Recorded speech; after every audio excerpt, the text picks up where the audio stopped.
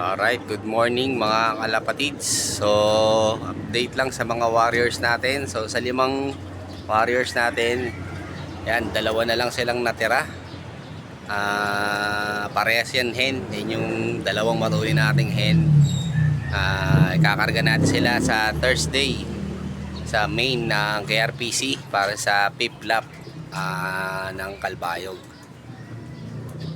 Yan, so kondisyon pa rin natin sila. So mukhang bawi naman na sila sa katawan. Kaya lang di tayo nakapag-mid-toss ngayon kasi may pasok sa trabaho, ano.